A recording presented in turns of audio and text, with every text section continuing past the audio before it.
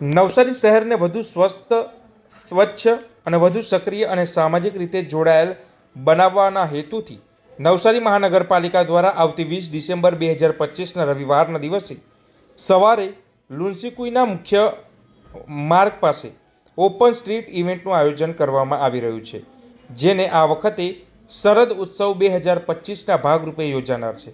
આ કાર્યક્રમમાં શહેરના જાહેર સ્થળોને લોકો માટે જીવંત, ઉપયોગી અને સકારાત્મક બનાવવાનો એક અનોખો પ્રયાસ છે. આ ઓપન સ્ટ્રીટ ઇવેન્ટનો મુખ્ય ઉદ્દેશ શહેરમાં સ્વચ્છતા, જીવનશૈલીને પ્રોત્સાહન આપવું, રમતગમત અને શારીરિક પ્રવૃત્તિઓ વધારવી તેમજ બાળપણની રમતોને જીવંત રાખવી તેમજ નાગરિકો વચ્ચે સમુદાય ભાવનાઓને મજબૂત કરવાનો છે.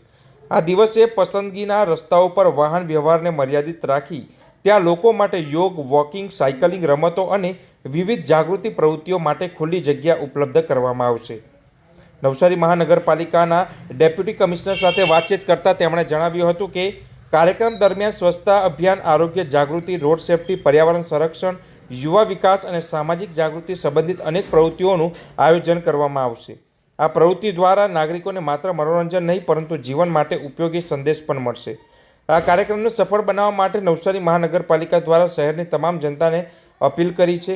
તેઓ પરિવાર અને મિત્રો અને તેમના બાળકો સાથે હાજર રહીને ઓપન સ્ટ્રીટ ઇવેન્ટમાં ભાગ લઈ બાળકો સાથે બાળપણની જે જૂની રમતો છે તેને યાદગાર કરીએ, મોબાઈલને દૂર રાખીએ અને વિકાસ અને સકારાત્મક પરિવર્તનમાં પોતાનો સહકાર આપે. નાગરિકોની સક્રિય ભાગીદારીથી જ આવા કાર્યક્રમો શહેરને નવી દિશા આપશે. ત્યારે નવસારી મહાનગરપાલિકા દ્વારા આ શરદ ઉત્સવ 2025નું આયોજન થશે. જી સર, શરદ ઉત્સવનું આયોજન કરવામાં નવસારી મહાનગરપાલિકા દ્વારા ભૂતકાળમાં ચોમાસાની ઋતુ દરમિયાન મેઘોત્સવનું આયોજન કરવામાં આવ્યું હતું. એ જ રીતે શિયાળામાં શરદોત્સવનું આયોજન આગામી શનિવાર 20 તારીખના રોજ કરવામાં આવી રહ્યું છે. જે અંતર્ગત યોગ, ધ્યાન સંબંધિત ક્રિયાઓ ઉપરાંત જે પરંપરાગત રમતો છે, લખોટી, કોથળા કૂદ જેવી રમતોનું આયોજન જુદા જુદા એનજીઓના મદદથી કરવામાં આવી રહ્યું છે. તો નવસારીની જનતાને મારી અપીલ છે કે પોતાના બાળકોને લઈને આ શરદોત્સવમાં જોડાઈને કાર્યક્રમને સફળ બનાવે. કેટલા વાગે?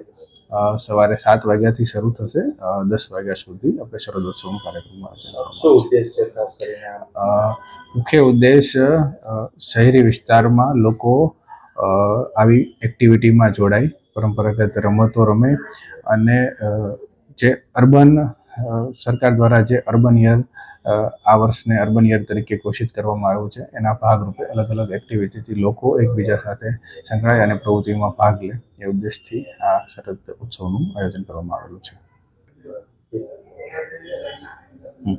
આ ઉપરાંત સ્વચ્છતા સંબંધિત બાબતો તથા દેશમાં જે સ્વદેશીને લઈને જે મુહિમ ચાલી રહી છે એના ભાગરૂપે સ્વદેશી સાયક્લોથોન અને મેરાથોનનું પણ એ દિવસે આયોજન કરવામાં આવેલ છે, જેનાથી સ્વચ્છતા અને સ્વદેશી તરફ લોકો જાગૃત થાય અને વધુમાં વધુ તેનો પ્રચાર થાય એ ઉદ્દેશને આમાં આવરી લેવામાં આવેલ છે.